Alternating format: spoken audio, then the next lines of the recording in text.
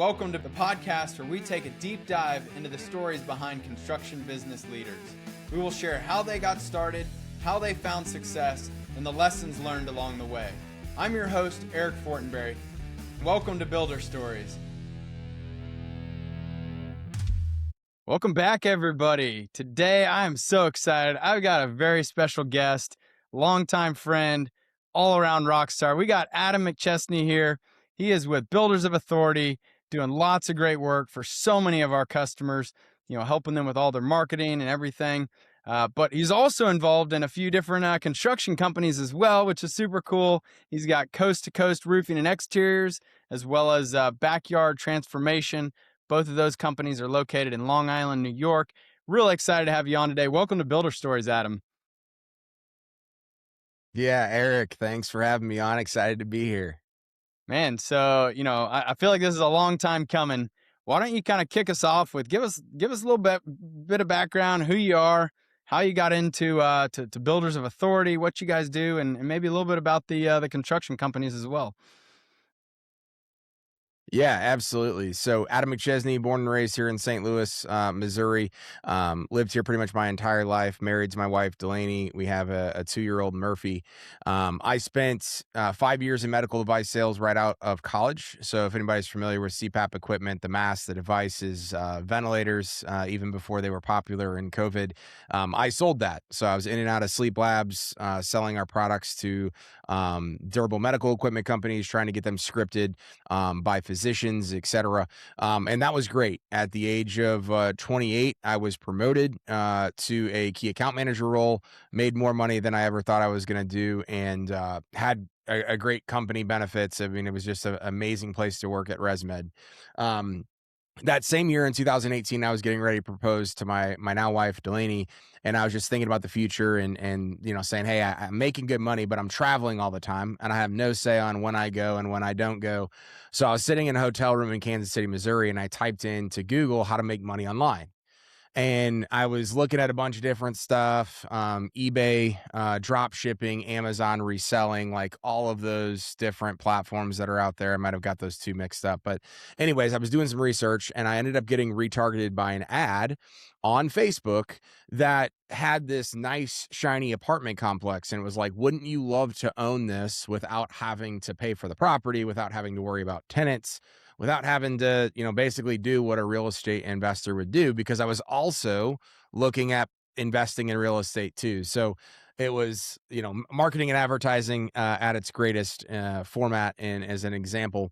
And so I clicked on that course and I paid $7,000 for that course, but it essentially taught me how to build digital real estate in the format of websites and SEO and Google Business Profile and paid ads.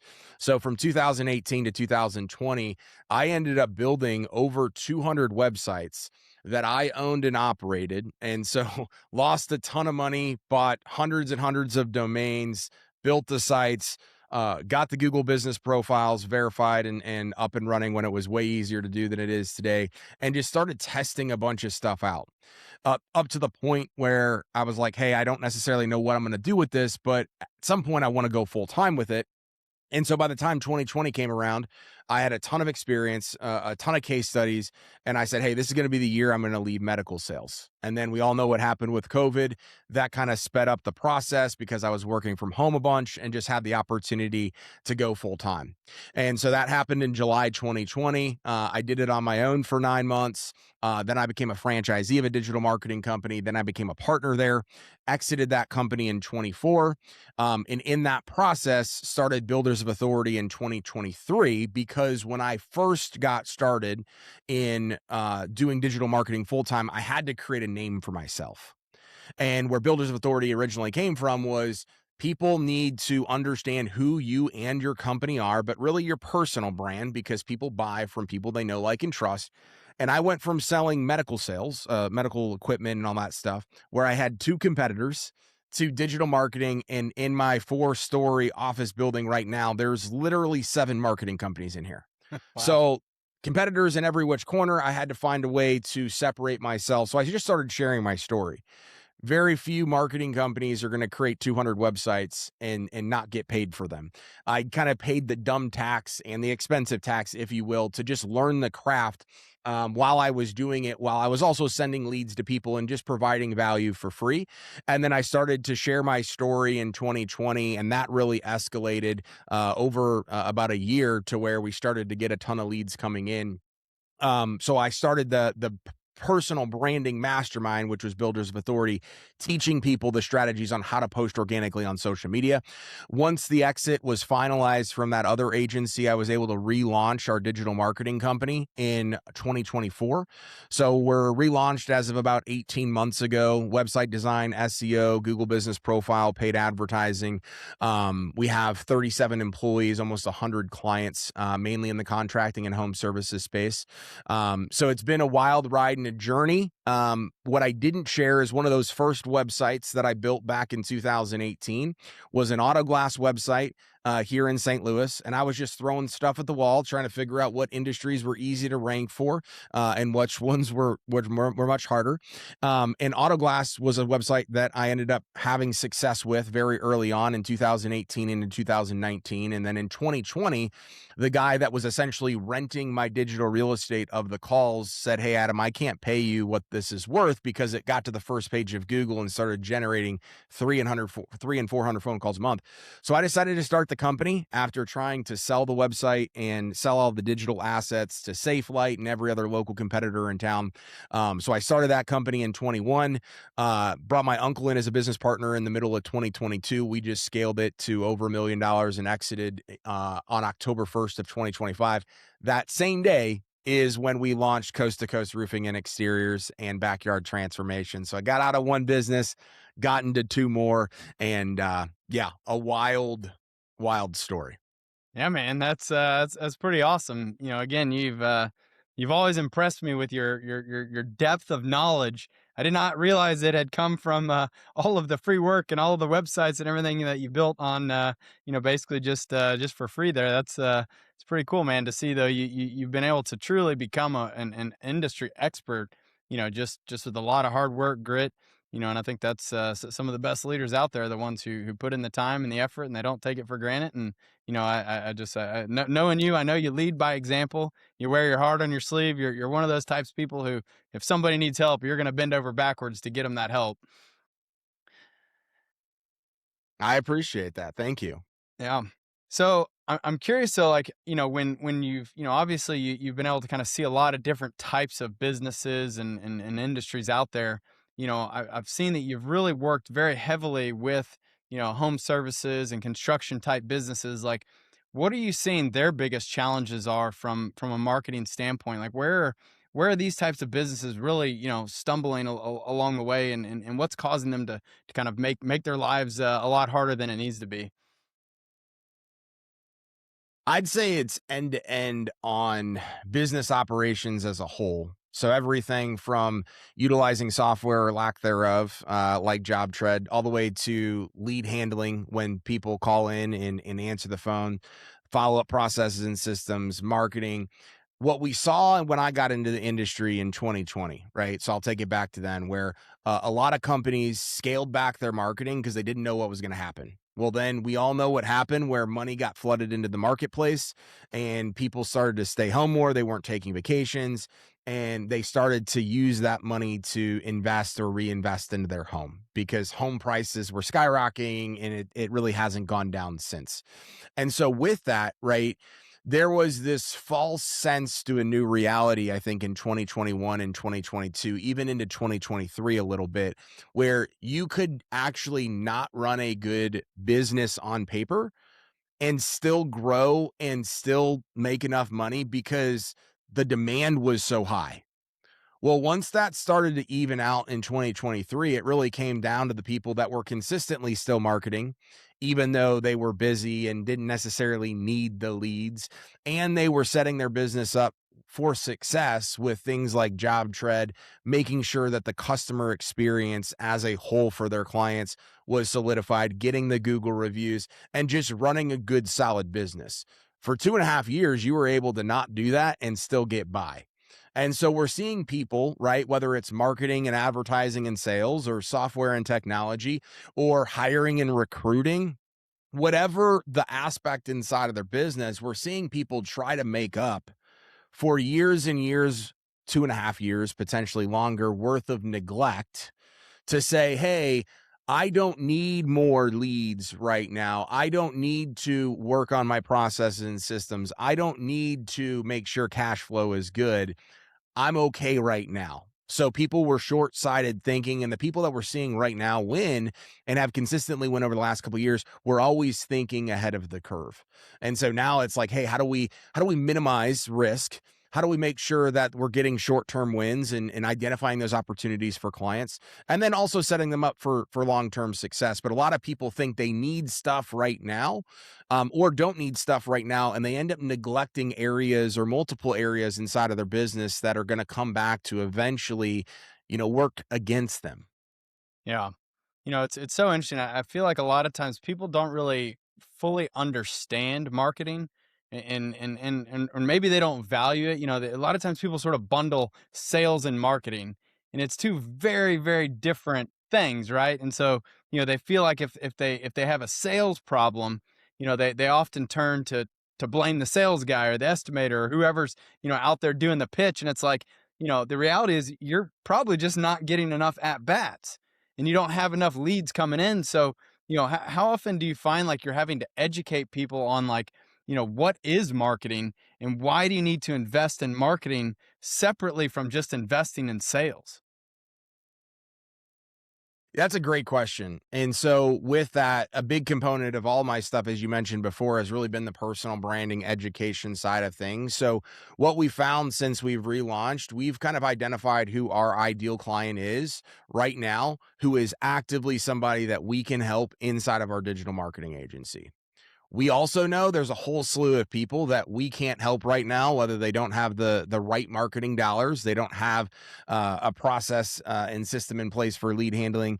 The owner is wearing all of the hats. Like there's just things that we've identified that just don't make sense to then go dump money to light a problem inside of the business that's really operational. A lot of people say again they need and want more leads, but they couldn't handle an additional lead a day if they ended up getting it, right? So with that, we've done really good at identifying that, but educating the whole book of, or sorry, the whole sea of ocean of opportunity that's over here. And so doing that from a standpoint of like, hey, here are simple, free, and easy things that you need to do before you go spend a bunch of money on marketing and advertising. There are people that want to just dump $5 to $10,000 a month in paid ads, but they don't even have their Google business profile set up and ready to go. Their Facebook page hasn't been posted on in forever. They're not taking advantage of the low hanging fruit. They're wanting to pay for an easy button.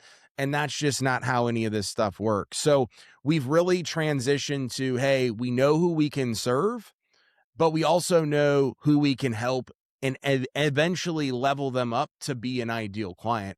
We signed up a client last week that's been watching my content since 2020. We've talked multiple times over the last couple of years, and there was so many different things that he wasn't doing and wasn't at a place. I'm like, you don't need to spend more money in marketing like right now. You need to fix these other things. And finally, his business has grown. There's processes and systems technology. It's like now's a good time for us to finally be able to do that. But if I hadn't consistently educated along the way, stayed top of mind, et cetera, providing so much value that they then took and implemented for free, that, we may have not curated a good environment to eventually bring on a client.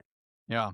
I can tell you there are not many marketing agencies out there who would say, no, we don't want your money right now. We don't think now is the right time. We think you need to go do X, Y, and Z to set yourself up to be prepared to capitalize on the leads that we know we can bring you. But like, I mean, again, that's just like very, telling on the type of person, the type of business that you run there, because, again, if they're not going to be able to actually follow up with the leads and actually get out there and get the deal done, then what's the point? You're just throwing money away.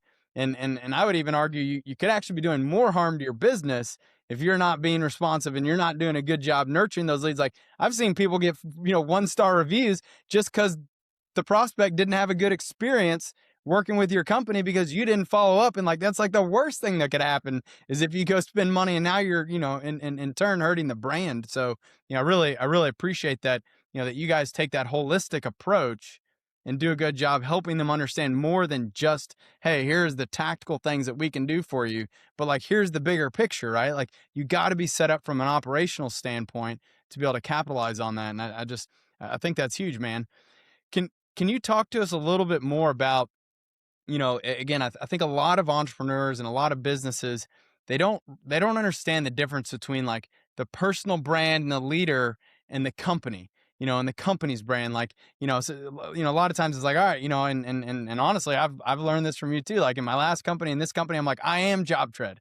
Well, that's great, but like, there is Job Tread as a company, and then there's Eric Fortenberry as an entrepreneur and as a leader. And so like, I've had to really learn, how do you separate those two, and like, how do you build an effective, brand, and do the marketing on both fronts. And I think again, what's been very interesting, and I've learned a lot of this from you, like, Facebook really seems to value the people and the individuals. I could make the same post Mm. on my Facebook page and on JobTread's Facebook page, and like mine will get like 10x the views, the engagement. So like, it's interesting, like that you figured that out early on and really like dove into the, let's build the personal brand and let's bring the people to the forefront. How did you sort of figure all that out, and what are you seeing, when you're working with these businesses, because you get to see all these businesses doing these same types of activities. Like, what are you seeing from that perspective? Yeah, that's a great observation and a great question. So the first group or mastermind I ever joined was about a month after I went full time in entrepreneurship back in August 2020, and it really taught a lot about just personal branding, but really more just like organic social media content. And it came because I left medical sales, and the first month I sold 0 new clients. So I was literally selling more clients doing it on the side than I was doing it full time. And part of it was just, oh, I'm an entrepreneur now. This stuff is just going to happen, magically. So a month in, I'm starting to invest in coaching and starting to invest in community and things like that. And my mentor at the time is still mentor today, but the program that I was in, they were like, hey, just post twice a day, every single day, and just be consistent about it and do it for 90 days. And I tell the people the same thing. And a lot of people are like, well, do I need to do it on weekends? Can I skip a day? People's minds go there. And that's where my mind went in the beginning. But my mentor was just like, do it for 90 straight days and come back to me. At day 89, I signed up my first client from it, local tree service guy here in St. Louis that I added on Facebook. I had started to promote and tag him in different contracting groups. And then he was like, hey, man, I need a new website, SEO, the whole gamut, right? He's still a client to this day, has sent me so much business. So we're talking 5 years have gone by since then. And so I look at that, I'm like, man, if I would have given up in that process, who knows if I'd even be here with this, doing this interview with you. This guy definitely wouldn't have been a client. Like, there's so many things that would have not ended up happening had I not stayed true to that. So more than personal branding versus business branding or marketing versus sales is so many people give up, or they get a blueprint, and there's not very many blueprints that are out there, but they'll get it. And then they'll try to say, well, can I do it this way? And I want to do it that way. It's like, if you know some secret sauce, just go run the play and be super consistent with it. But the idea is that from your personal versus your business, as you mentioned before, it's going to take you about 18 months of consistency to get your business brand, unless you go viral or have something crazy, to do what you can do in about 90 days worth of consistency on your personal brand. So from a sheer ROI perspective, I'm like, hey, if I can do it in 90 days or 18 months, I'm going to take 90 days. Now, with that, you have to get outside of your comfort zone. You have to start posting. You have to start being consistent. It doesn't have to be perfect. It just needs to be done. But I saw the results from that early on. I'm like, hey, I'm just going to continue to run with this. Now, eventually I ended up, of course, building a business brand, and then I built Builders of Authority, which you see here today, but it was the personal brand first and then all of this stuff after. Now, a lot of people are business first and then they add in the personal brand. It doesn't really matter which way you kind of carve it up. It just makes it important to have both. But I'm a perfect example And I shared and I documented this journey. And 2 years ago, I started the exit process from my last agency, and I wrote posts and I started commenting them on them again recently of like, hey, just watch me go do this. Watch what happens. Watch me rebuild. If I did not have my personal brand, right, and I only built a business brand, when I exit, when I leave that, when I sell that, you do the same thing inside of your contracting company. For those that are listening, you lose the branding and the marketing aspects for whatever you want to do after. Even if it's, hey, I want to coach and consult, I want to start a new company, I want to get into a different industry. Well, what happens is when that happened, I had the Adam McChesney brand that's going to stay with me, right? And I never stopped posting, even though I didn't have a digital marketing agency for about 8 months. I continued to show up and provide value and create content and go do all those different things, to the point when I relaunched. The first day we relaunched, I had 30 plus leads come in because people were like, man, we've been waiting for you to get back in the game. We want to go do that.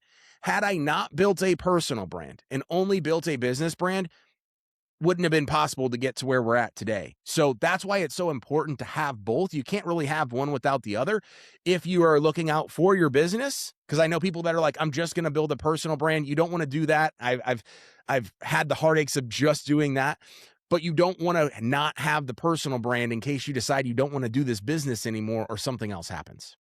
What do you tell the people who are just I guess I'll say scared or nervous or whatever it is that causes people to not want to just put themselves out there, right? Like, it's so amazing when you can like just get comfortable recording videos, putting it out there. It's like it's very, very freeing when you kind of get to that point where it's just second nature. But like I feel like so many people are just they're so scared to pick up the phone and press record or to get behind a camera and just start talking and just start creating content.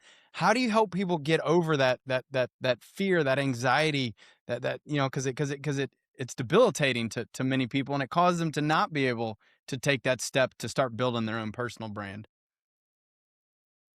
Yeah. So I'll share two different answers to that, because there's one tactical and then there's one mindset. So the mindset part is where I'm going to start, but it goes back to, and I know Andy Frisella talks about this all the time, and a lot of other entrepreneurs do as well, is choose your hard. A lot of people come to me or they complain that they don't have free and easy leads that are coming in. We didn't even necessarily talk about, if as a contractor, you build a personal brand and you start posting content on social media between your personal page and Facebook groups in your local community, you're going to literally generate leads that you have to pay $0 for. So the upward ROI is insane, way better than anything you're going to do with a digital marketing agency. Secondary to that is you're likely complaining that, hey, I don't have those leads. People don't know who I am. There's people on my friends list that I went to high school, college with, great, whatever. They're my neighbors and they went with another roofing company or another contractor to build out their backyard pool, whatever the thing is. Well, you got to pick your hard. Your hard is either going to be, I'm okay with where I'm at right now, and I'm complaining about the thing that I know that I can fix if I just get consistent about posting stuff on social media, but I know that I don't want to do that. So I'm okay choosing the hard and continuing on the path that I am right now, or I'm going to get outside of my comfort zone and go choose that hard that has fruit of the work, or has fruit of labor of the work that you're going to put in to go do that. You're going to be able to reap those rewards at some point. Now it's going to be hard, but so is staying where you're at and not doing anything at all. Now, the tactic and the strategy part about it is, when you get started with anything, especially content creation, you are going to only get better. So you start day one, that is likely going to be the worst you've been at creating content, because it's the first day of doing anything. It's like riding a bike, going to the gym, eating healthy, whatever it is. You have to continue to show up and be okay with not being good at the thing. I look at me being a guest on podcasts, and I just celebrated 3 years of being a podcast host. I remember literally the first day, it was a solo episode, just me sweating, right? You're only going to get better at this stuff, and you have to get out of the mindset and really go towards the tactic and strategy that it doesn't need to be perfect. As you mentioned, You can whip out your phone, start creating content, go live on social media. You have to have the activity and the movement before you get good. And once you start to get some wins, meaning people are reaching out saying, hey, I saw you do this, or can I get a quote for that?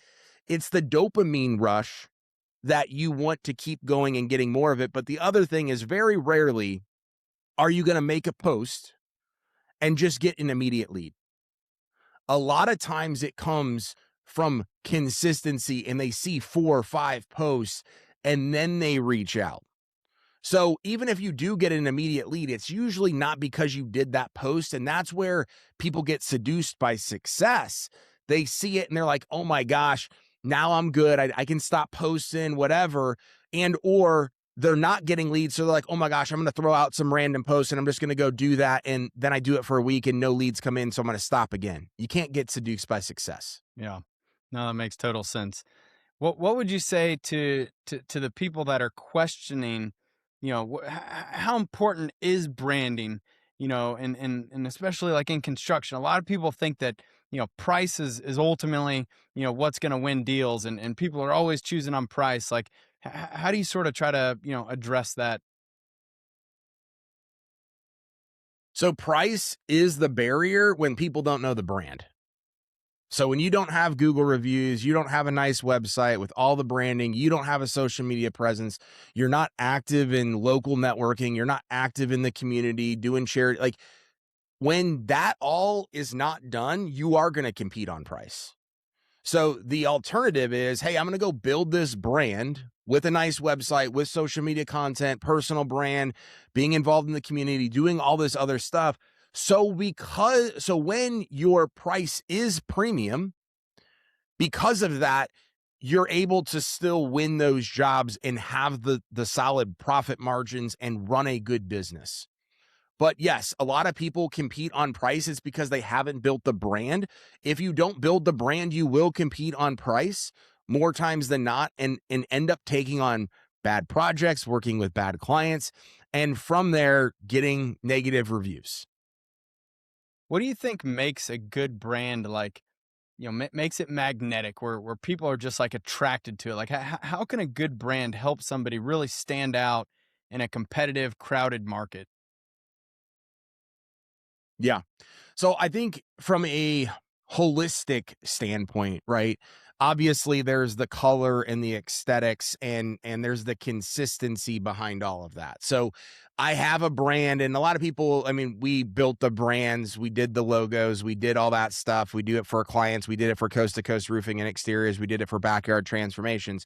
I tell people all the time, for me, I'm looking less at the colors and less at the actual logo and all that stuff, as much as what is behind the brand and what ultimately does it mean.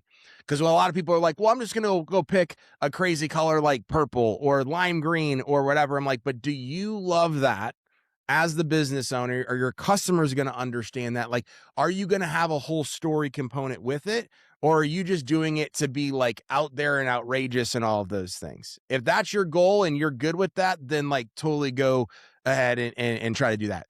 But other than that, right, whatever your logo and your brand is, whether it's something you've paid a lot of money for or you designed it yourself in Canva, it's got to make sure that you have the consistency behind it. Meaning, is your messaging clear across all of your social media into who you serve, what makes you different, and why people end up absolutely loving working with you?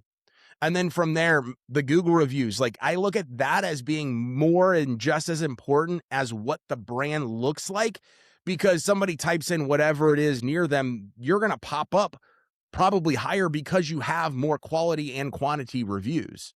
Then they're going to go to your website and they're looking for everything to match and be consistent. We were looking at a potential client the other day, and they rebranded recently, and it's like their website isn't updated with the new colors, but their Facebook page is, but their Instagram isn't, and their business cards are still old. Like, you're at more of a disadvantage when people start to pick up on things physically that they can see that are inconsistent with the brand. But then if you say you are who you are here, and then your Google reviews or social media content says something completely different, it comes from that integrity piece and being who you say you are. and keeping your word and following through on that. So I look at brand as that holistic thing more than just what you see with Builders of Authority or Job Tread or Coast to Coast Roofing and Exteriors. Yeah, I love that, man. That's it makes a big difference, and I'm with you too. Like, you can't get hung up on some little details when there's a much bigger kind of. You got to see the forest from the trees. Make sure you're communicating who you are, why you care, what you're about. Like, that's going to lure people in than just whether this logo looks prettier than that logo or pops more or less. I mean, I think that's a little bit more surface level, but totally with you there. I'm curious, when you think about content strategy, what types of content do you feel like are driving the most results, the most business, the most inbound leads? Like, what's capturing people these days? Yeah. So I'll break it down from the personal branding side versus the business branding side. So on the personal branding side, I just share day in the life type stuff. So 80 to 90% of my content is not pushing what we're doing from a marketing or advertising standpoint, or even what my partners are doing locally in Long Island from a contracting standpoint, right? So with that, it's like day in the life of an entrepreneur. Hey, here's what we're doing. We're going to a local networking event. It's not that you're not talking about business related activities, but you're not like, hey, come buy my stuff, right? So it's more organic and methodical, but not to a like construction oriented, like, oh my gosh, I'm a contractor, like, here's who I am, right? Because people, again, do business with those that they know, like, and trust. So they want to feel as if they can get to know you, sometimes without actually knowing you. And then from there, you're going to break down those barriers and likely generate more business from that. Now, I also look at it, though, as a massive marketing and sales tool. So we just hired a video editor that had been following me on LinkedIn for a very long time.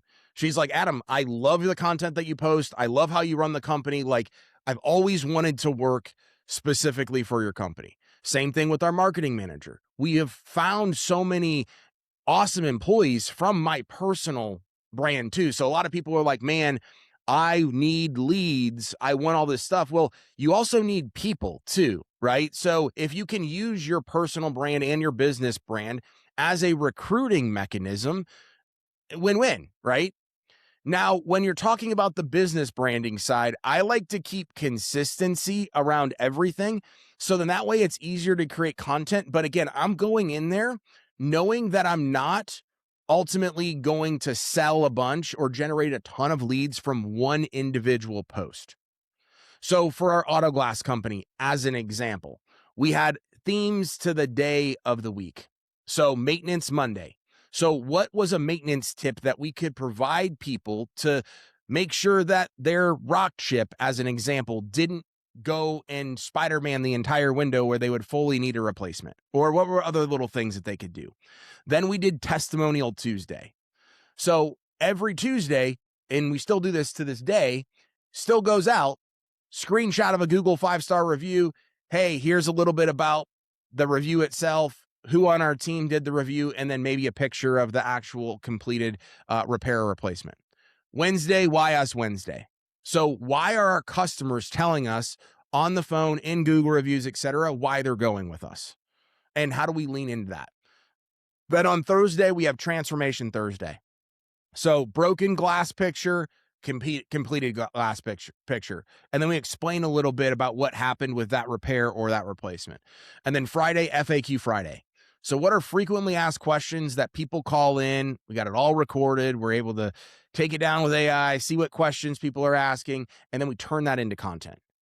And so I tell my clients a lot of times the same thing, because what you're doing is you're showing your subject matter expertise through completed results and things that other people are asking, plus allowing your customers to do some of the selling for you with those Google reviews. Yeah, that's huge.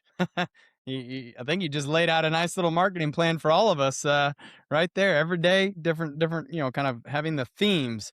I love that, because again, it's about consistency. It's about being able to continue to produce, great content. And I think, though, what I'm hearing is, like, when you really kind of rein it back in and have very intentional and purposeful content, that helps to keep it on brand. It helps to keep it focused so it doesn't just feel like a hodgepodge of stuff. Your audience and your followers, they start to kind of follow along, and they know, what to expect. And so it becomes like really ingrained, and like they want to hear that content. They want to consume that next tip or that next, whatever it may be. And so, it sounds like you're very, very intentional about, what you're putting out there. For Always a method to the madness. Yeah, no, that's beautiful. So when you think about the different like platforms, right? I mean, there's a lot of platforms out there this day. We got Facebook, we got Insta, we got TikTok, we got LinkedIn, we got Google and Google My Business, and I mean, again, like it's a lot of different places. How do you prioritize where to focus your efforts, or is it important that you're doing it on all of them? I mean, do you post the same thing? Do you mix up the messaging? Like how do contractors decide where do we invest? Like is it one platform or is it every platform? Yeah, great question. So what I tell people in the beginning is you got to do what's going to work for you. So I can tell you one thing, you can tell somebody something, and you'll get a whole bunch of expert advice on social media, right? For me, I didn't post on any other platform other than Facebook for the first year. So I didn't even have an Instagram until a year into personal branding in 2021. I didn't have a YouTube channel until 2022. Didn't have a podcast until 20, like all of those things that you see me create now came at an evolution. LinkedIn, TikTok, I mean, all that stuff. You got to get good. And by good, I mean consistent. And from consistent, like solid to where it all kind of matches up a little bit with what you're trying to accomplish first on one platform, and then expand to others, in my personal opinion. Now, you can use all the scheduling tools that are out there. There's so much technology and software where you can like throw it out there to say I did it and give it the college try and check the box. But for me, it's like, hey, if I'm going to do it, I'm going to do it. So what we do now is Facebook for us. So we generate for our agency. So using it from like a business to business or B2C standpoint, we generate on average about 30 leads a week of contractors reaching out to us that are like, hey, I'm ready for digital marketing, want to have a conversation with you. Now, with that specifically, most of that comes from Facebook. A lot of it now starting to come from our YouTube channel, the podcast, our own SEO, our own ads, etc. But Facebook is still the thing, especially for my personal stuff, that generates the most of it. So that's where it's 100% still Adam. Nobody touches it. Nobody does any strategy. Like that's me. And then I have my team go in. And for me, up until I had the team, right? So a year ago, I was still going in and just repurposing the content to Instagram, to LinkedIn, to wherever. So it wasn't necessarily the exact same post, but it was the same theme. I would go to Chat GPT or one of the other AI tools and say, hey, here's my Facebook post. Recreate this so it can have maximum visibility and engagement on Instagram. Give me 5 hashtags. Do the same thing for LinkedIn. So people would see similar messaging, but they would also see the consistency. So that's another thing people see too is, Adam, I'll get on Facebook, I see you there. I then get on Instagram, I see you there. Then I see somebody tag you in a Facebook group. Then I see your YouTube video. Then randomly, I see a guest that you had on your podcast that I know too. It's this omni-channel presence that ends up amplifying everything. But where so many people go wrong is they try to go omni first and they end up getting burnt out, and then they lose everything because there was never that first aspect of consistency. Yeah. No, that makes total sense. And I also have been very big on Facebook. Kind of that's sort of where I started, and have always probably spent the majority of my time is on Facebook and the Facebook groups. I feel kind of similar to you. We've built such a strong presence, and I feel like Facebook knows me real well. It knows exactly what posts to show me when I log in. It knows what I'm going to engage in. It knows where to show my post to. Like but I think that comes after years of just time and investing in the platform and creating content, and like again, it's not something that just overnight you flip a switch and you log in and you start using it and it just magically happens. It does take a long time to really get it dialed in. Yeah. Yep. when you think about types of content, like, because I've seen you varied up sometimes. Sometimes you've got text based posts. Sometimes it's long text. Sometimes it's shorter. Sometimes you're including images. Sometimes you've got videos. Like, how do you sort of figure out what is the right mix of that content, and is there one that works better than others, or like, how do you decide what type of content to post, or what format for the content? Yeah. So on the personal side of things on Facebook specifically, post twice a day, Monday through Friday, once on the weekends. And then we do a reel usually like every other day, if not every day sometimes. And then on the business side, it's usually like one post a day or one reel every other day or whatever. So more on the personal, less on the business. From there, I kind of mix it up, really depending upon like what the actual post is about. Now, the hard part about all these different algorithms is the algorithms change, right? And so, like right now, Facebook is heavily, heavily prioritizing and incentivizing and pushing stuff out there where there's photo stuff. So you'll have like a great post that has just like the little blue or red background or whatever on Facebook, and it's getting decent engagement, but you click on it and Facebook's like literally telling you that they're like driving down the engagement on it because there's no photo. Like you have an issue with your post when it comes to overall engagement and content. So they're trying to get you to do that. Now, I tell people all the time is like, I just don't have an endless amount of photos that make sense with certain posts. So I'm not just going to go do that to like outsmart the algorithm. Where I've gotten to, and this has been a tough thing for me because I'm a guy that's looking at analytics, looking at numbers, trying to figure out what's working and what's not. I said, hey, if this is the right post that needs to go out, and I know that it may not get the right visibility or the maximum amount of exposure because I didn't put a post with it or I didn't put a photo with it, I'm still going to do it because I'm like, hey, I'm focused on quality more than quantity of everything.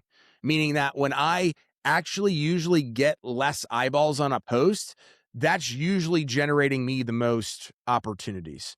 Where I have stuff that like goes off and ends up getting like viral for me, at least, I usually get no business from it. It's a vanity metric. And so you have to play that game of like what makes sense and what is kind of what you want to portray versus just trying to chase the algorithm. Because you'll do that, you'll think you got it figured out, and then a week later, if not a day later, it's going to change. Yeah. It's interesting. I think I had learned about the professional, let's see, what's it called? The professional dashboard, from you a while ago. And I reached out, I was like, man, Adam, how do I get that? You're like, oh, you go over here and just, enable it. And I went over there and it wasn't there.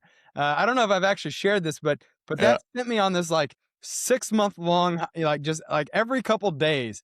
I logged in, I checked, it wasn't there. I would shake my phone to submit feedback, and I'm like, where is the dashboard? Where is the dashboard? I called into the Meta verified people, like I was constantly logging cases and doing all sorts of stuff trying to get it. Finally, believe it or not, I think it was like Christmas Day. It shows up, and I'm like, whoa, this is awesome. Like, it took forever to get it. And I think, I guess it's kind of like this slow rollout thing, but like being able to leverage that tool, and I'm pretty sure like anyone can enable it, like once it's on, or available to you, and maybe it's available to everyone now, but like it gives you so much more insight to help you really understand like what content is resonating, and what's the engagement, and what's what how many followers did you get, how many followers did you lose, kind of being able to sort of start to really try to understand strategically what content, what's working, what is kind of going and getting spread versus not what's not landing. I think those are equally important to know and understand. And so it's a really powerful tool, especially for those who really want to try to like, improve and do better about building, their brand and building, their social presence. Like, I think that's a very, very valuable thing that, I'm thankful I learned about from you. So anyone else out there, if you're interested in doing it, there's really no reason not to enable it, in my opinion. Maybe, a reason not to, but, it seems like a great way to get a lot more insight. Yeah. When you talk about AI and you talked about, using Chat GBT a little bit, like, can you talk to us a little bit more, like, there's a lot of debate, right? Like, should I just go to Chat GBT or Claude or one of these things and say, just generate me a post and then just like post it out there? Like, What are your thoughts on it? Because again, it's like when you start seeing people's posts, like I can very easily tell, oh, that was an AI generated post, or oh, that's natural. Like, what are your thoughts on AI, and what is it doing to the content, and how should we be using it? When we're trying to build our brand and our reputation online. Yeah, it's a great question. One I get all the time now, not just about the social media stuff, but also the SEO stuff and ads and all those different things, right? Specifically on social media, if you do that and then you copy and paste it, these algorithms are smart and they know. So like I've even tested it out where it's like, hey, this is verbatim this. I go put it there and then crickets. And so the algorithms are smart and they're catching up quicker than they've ever done before. Now, AI is also evolving quicker than it ever has been before. So it's this weird like mix of, am I going to get quote unquote penalized for it or not? Now, with that being said, is I look at it as even if it does end up getting you more engagement or it does help you take off, the people that are looking at it, right, who ideally they're your ideal clients, they're going to see right through that. So again, you may get the vanity metric, but if it doesn't end up generating you business, like why are you doing it unless you're trying to become a social media influencer or guru or whatever the terminology is? I use it for ideation, right? So every week I'm getting 30 to 40 different ideas through Chat GPT based on me talking it to it, based on me asking it questions or whatever on things I can go write about content or create a YouTube video on. I then use that topic or idea to then go write the post. And a lot of people are using it from idea to inception versus like everything. And I think whether it's creating content on social media or trying to do your website with it, whatever it is you're trying to do with AI, you're still going to need and want the human element to it 100%. Because if it were that easy, right? One, and it worked, everybody would be doing it. And if it was that easy and everybody's doing it, well, then you're just going to become a part of the mass that you tried to avoid to begin with. You want to stick out from the crowd and have authority, and you're never going to get that if you try to go end to end and turn yourself into a robot. Yeah. No, I think that's so true. And again, I think even more so, today people are going to value and want to buy from actual people and humans. Nobody wants to go buy something from a robot, or from AI. And I think that's just going to become even more prevalent. So, I love your approach to like use it for idea generation, but like, look, still make it your own. Like, be you, be, just a human, and create the content, say what you want to say, like get it out there. I think that's a good approach to kind of keeping things, real, and in a day where it seems like everything's kind of going by the wayside, and we're gonna have AI everywhere. But um, so we've talked a lot about social media. I want to talk a little bit about advertising. When do you think is the right time to start running ads? And again, there's a lot of different ad platforms that we could be investing in. I mean, we got Facebook and Meta, we got Google. It seems like we're about to start having ads in Chat GBT and all these AIs. Like, when should a business start to think about investing in the paid advertisement? Because I personally have had experience where I have put in thousands of dollars and literally had nothing to show for it. And that's how I realized I should not be running my own ads. I need to find an expert who knows and understands this stuff and can help do a much better job. But I think a lot of people don't, again, they're looking for that easy button, right? They're looking to I just want to pull the lever and have more leads show up out of nowhere. And that's just like not how it works. So what do you guide people, and when do you coach them on when is the right time to start investing in online ads? Yeah, so the right time to start investing on that, if you're going to do it yourself, which most people start there, right? As you mentioned, and I tell people is like, hey, you might need brand awareness, lead gen, you might need all that stuff, right? And you can't afford an agency, or you can't afford an agency that's going to do it right. Like your best bet might be trying it on your own to learn some of those mistakes and realize the value of hiring somebody that knows what they're doing, etc. But I mean, a lot of people will do it from the very early get go. I typically recommend take advantage of all of the free and easy resources, do that and do that well, and then get to paid advertising. Meaning your Google business profile is getting posted once a week. You're getting Google reviews in there. Your website is already set up correctly, SEO optimized, all that stuff. You're posting from your personal brand. You're doing business branding. You're doing local networking. Like you're exhausting every single option. Now, it also depends at revenue levels too, because some businesses will grow crazily and then it's like, hey, we really needed to implement some of that paid stuff earlier rather than doing it and waiting till the last minute. Typically, depending upon the industry, right? So, depending upon if you're doing roofing versus a pool, or if you're doing tree services, like whatever the industry that you're in and the average ticket and the volume of leads you're getting will be dependent upon this answer too. But typically, like $500,000 a year and above is where you should start to take it serious and look at hiring somebody to get it done right, especially if your goals are to get to 1 million plus. I don't know very many people that aren't marketers or have a marketing background like myself, just going and creating the auto glass company or coast to coast roofing and exteriors or backyard transformations, that are doing 1 million plus, that have really figured out and are actually making money with ads by trying to DIY it themselves, at least in today's day and age. Yeah, I mean, again, like it could take years to try to learn this the hard way, you know, DIYing it yourself versus like, a marketing agency, somebody who literally has had the opportunity to experiment, to try, to have, huge budgets to be able to kind of just, have that expertise is invaluable. I always recommend to everyone, if you ever want to start running ads, like save yourself the time and the headache and the hassle. You got to hire an expert. I mean, sure, if you want to play with, $20 a day or something like that, cool.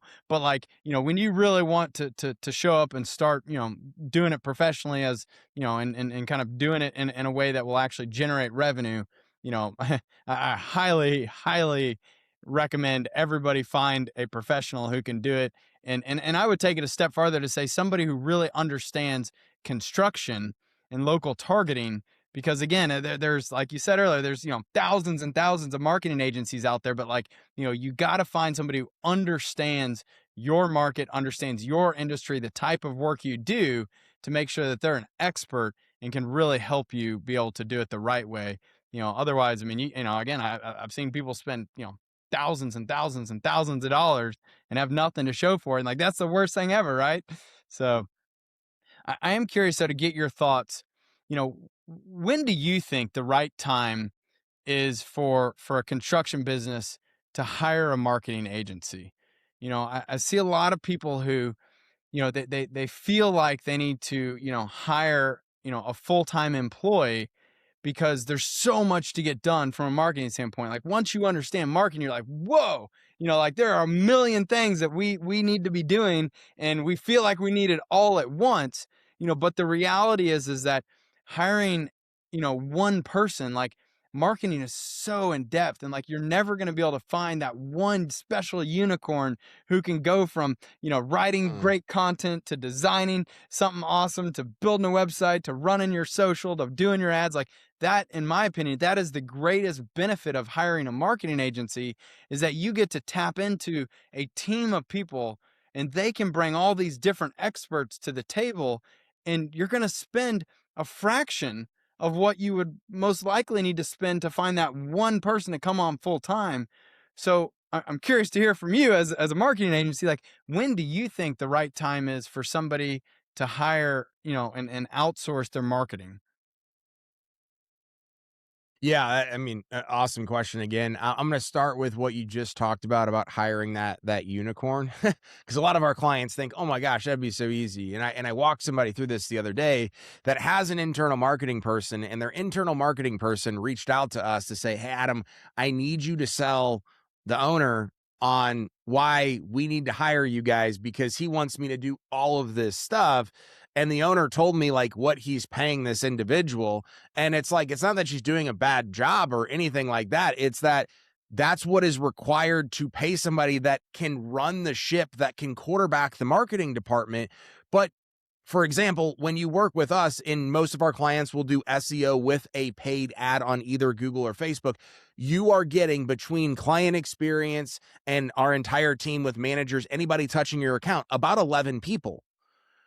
And that's what she was like, I saw you make a post about that. That's what I need, because I'm struggling in all of these areas right now. And I'm really, really good at this other marketing stuff. But marketing, there's so much ambiguity in the word marketing, right? So just because you're a marketing person does not mean you know digital plus offline plus networking plus referral marketing and email marketing. Like it's a bag of tricks, right? So with that, right, I'll tell you our kind of criteria to become a client now that we have solidified since we relaunched. And again, it's not just curated better clients for us, but it's allowed us to attract better clients. And then from there, it's allowed for us to get better results because we're not working with some of the people that we realize like, hey, they're just not a good fit. We can't serve them at that level. So the first thing is you have to be in business for at least 3 years.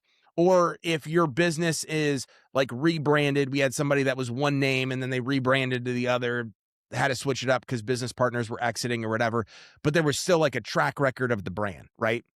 So being in business for at least 3 years, what that tells us, and that tells the marketplace, is that you're not still in startup mode. You're not like a month or two potentially from going out of business. You've done enough project, have enough reviews, like people kind of know who you are. And Google, right, knows who you are already as well, between the Google business profile, between the domain having age, all those different things.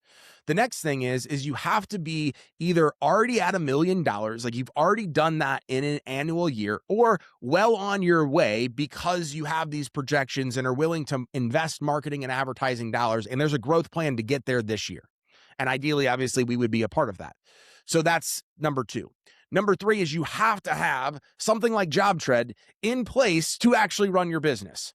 Because if you're still using Excel or writing stuff down on a piece of paper, right, this is going to come crashing and burning when we do our job correctly. Number 4 is that someone other than the owner has to be doing sales, and or there's an assistant that's answering the phone to where they're not answering the phone, scheduling the appointment, doing all of this stuff themselves. And then number 5, and we added this in a couple of years ago, or like right when we relaunched, and it's been awesome, is that we're not the first marketing agency that you've worked with. So there's 2 different types of sales that a marketing agency has to do, right? Hey, you need to do marketing and advertising, right? Well, if I have to convince you to hire a marketing agency to go do that, and we're your first agency, that's a very hard sale, because then I also have to tell you why we're the best company to go do that. And we've had so many people come to us from other marketing agencies and like, Adam, this is just different. And so we've just found when they've already experienced, like so many of our clients, the first thing they say is, we were burned by another agency. We almost didn't trust another one. We're so glad that we ended up giving it another shot with you guys. Like, we've just found that the people that have gone through that, we're able to guide them on a different path and make them see where marketing and advertising works. So that's where it is for us. You'll have other marketing agencies that will work with people that are just getting started, et cetera. But I like that persona in the contracting and home services space because I think it kind of protects both ends between the contractor and then also the marketing agency.